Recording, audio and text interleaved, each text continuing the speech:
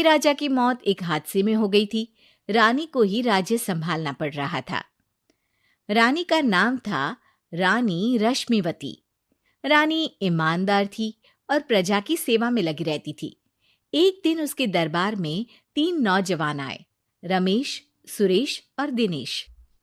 कहो, क्या सहायता कर सकती हूँ मैं तुम्हारी? हम आपके दरबार में काम करना चाहते हैं ताकि जनता की सेवा कर सके। लेकिन अभी तो तुम्हारी उम्र बहुत छोटी है। तुम लोगों को तो अभी अपनी पढ़ाई पर ध्यान देना चाहिए। हमारा मन पढ़ाई में नहीं लगता। माता पिता को लगता है कि हम किसी के लायक नहीं है और हम साबित करना चाहते हैं कि हम लायक हैं। उत्साह बहुत अच्छा है, मगर अभी उम्र कच्ची है तुम लोगों की। अरे उम्र से क्या होता है रानी जी? शास्त्रों में लिखा है कभी किसी के ज्ञान को उसकी उम्र के आधार पर नहीं देखना चाहिए। बात तो सही है तुम्हारी। और अगर सच में तुम अगर ये संकल्प करके आए हो कि तुमको यहाँ काम करना है, तो पहले परीक्षा देनी पड़ेगी।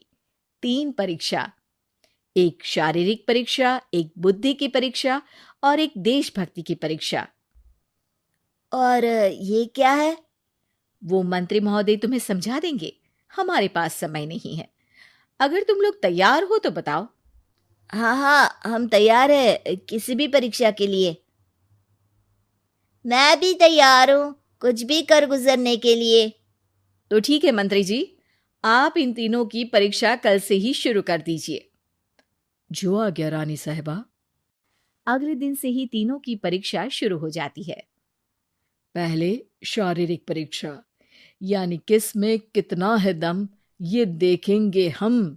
क्योंकि शरीर में दम होगा तभी तो प्रजा की सेवा में दम लगा पाओगे। हमें क्या करना होगा? वो पेड़ दिख रहा है, जो सबसे पहले चढ़ेगा उस पे दरबार में नौकरी पाने के अवसर उसी के बढ़ जाएंगे। मैं चढ़ता हूँ। अरे रुको रुको, गिनती गिनने दो। 1, 2, 3। 3 की गिनती के बाद रमेश और सुरेश भागकर पेड़ के पास गए, मगर दिनेश आराम से पेड़ के पास गया। जैसे ही रमेश और सुरेश आधे पेड़ तक चढ़ गए, दिनेश ने उन दोनों की टांग पकड़ के उन्हें नीचे गिरा दिया और खुद पेड़ पर चढ़ गया। दिनेश की जीत हुई। अरे लेकिन इसने बेईमानी की। बेईमानी नहीं की, बुद्धि लगाई। शरीर के दम के साथ दिमाग में भी दम होना चाहिए। क्यों मंत्री जी? हाँ हाँ, बात तो तुम्हारी सही है, लेकिन बात अगर बुद्धि की है तो बुद्धि की असली परीक्षा हम कल लेंगे। शाम को जाकर मंत्री रानी को सब बता देते हैं। यानी दिनेश उन सब में ज्यादा होशियार है। जी रानी साहबा। अगले दिन तीनों की बौद्धिक परीक्षा का समय होता है। आज हमें क्या करना है मंत्री जी? थोड़ा सब्र करो, कल जल्दबाजी में ही हारे थे तुम। सही कह रहे हैं मंत्री जी। अरे तू क्यों ज्यादा बोल रहा है? तू भी तो हारा था ना कल। ए दिनेश, ज्यादा होशियार मत बन। अरे अरे अरे, लड़ो मत। आज की परीक्षा पर ध्यान दो। आज की बौद्धिक परीक्षा में ये कुछ बोरे हैं, कुछ में नमक है और कुछ में रुई। जिसको जो ले जाना है उठा लो। देखते हैं कि कौन जल्दी से कोई भी एक बोरा नदी के उस पार लेकर जाता है। समय शुरू होता है अब। तीनों बोरों की तरफ बढ़ते हैं। सुरेश, नमक की बोरी भारी है, ले जाने में मुश्किल होगी। हाँ हाँ, सही कह रहा है, रुई हल्की है, हम दोनों रुई लेकर चलते हैं। अरे भाई, मैं तो नमक लेकर जाऊंगा। रमेश और सुरेश ये सोचकर हंसते हैं कि आज तो दिनेश हार ही जाएगा। दौड़ शुरू होती है। 1, 2, 3। तीनों नदी की तरफ भागते हैं। रुई में वजन कम होने के कारण रमेश और सुरेश आगे निकल जाते हैं और दिनेश थोड़ा पीछे। पर जैसे ही वो सब नदी में जाते हैं, दिनेश की बोरी का नमक गलने लगता है और वजन कम हो जाता है, जबकि रमेश और सुरेश की रुई में पानी भर जाता है और बोरी का वजन बढ़ जाता है। अरे ये इतनी भारी क्यों हो गई रमेश?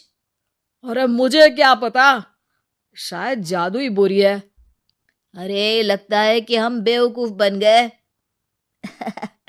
बने नहीं हो, तुम हो ही बेवकूफ। इतना तो पता होना चाहिए कि पानी में नमक गल जाएगा। दिनेश का पूरा नमक गल जाता है और बोरी खाली हो जाती है। वो जल्दी से रेस पूरी कर लेता है। इस परीक्षा के विजेता भी दिनेश ही हैं। उसने दिमाग लगाकर दिखा दिया कि वो बौद्धिक परीक्षा में भी रमेश और सुरेश से आगे है। अब कल तुम्हारी देशभक्ति की परीक्षा होगी, जो स्वयं रानी मां लेंगी। रात को फिर मंत्री रानी के पास जाकर बता देते हैं कि आज की परीक्षा में कैसे दिनेश ने अक्लमंदी दिखाई और बौद्धिक परीक्षा में भी उसी की जीत हुई। अरे वाह, दिनेश तो हमारे बहुत काम आ सकता है। हम उत्साहित हैं कल की परीक्षा के लिए। वो तो ठीक है रानी साहिबा, लेकिन हमने सुना है कि पड़ोसी राज्य का राजा आकाशदीप हमारे राज्य की सीमा में घुसपैठ कर रहा है। ये तो चिंता की बात है। हमें जल्द ही कुछ करना चाहिए। अगले दिन रमेश, सुरेश और दिनेश अपनी आखिरी देशभक्ति की परीक्षा के लिए दरबार में आते हैं। प्रणाम रानी साहिबा। नमस्कार रानी जी। प्रणाम रानी माँ। हमने तुम्हारी परीक्षा पर गौर किया। दिनेश आगे हैं। हम तुम तीनों में से किसी दो को ही दरबार में काम दे सकते हैं। किसी एक को आज जाना होगा। तो देशभक्ति की परीक्षा के लिए तैयार हो? पूरी तरह से। मैं तीनों से एक ही सवाल करूंगी। जिसका जवाब सबसे सही लगेगा उसे तो नौकरी मिल ही जाएगी। फिर दूसरे सबसे सही जवाब देने वाले को भी काम मिलेगा। आप लोगों का समय शुरू होता है अब। ज्यादा सोचने का समय नहीं होगा। जो मन में पहली बात आए उसका जवाब दे। तो सवाल ये है कि तुम इस मिट्टी के लिए क्या कर सकते हो? मैं इस मिट्टी को साफ रखूंगा। यहाँ के लोगों के भोजन की कमी को मैं पूरी करूंगा। मैं यहाँ के लोगों को गले लगा लगा के उनको खुशी दूंगा रानी माँ, और गरीबों के लिए घर बनवाऊंगा। मैं इस मिट्टी के लिए किसी की जान भी ले सकता हूँ रानी माँ। मंत्री, दिनेश को एक तलवार दो। जी रानी जी।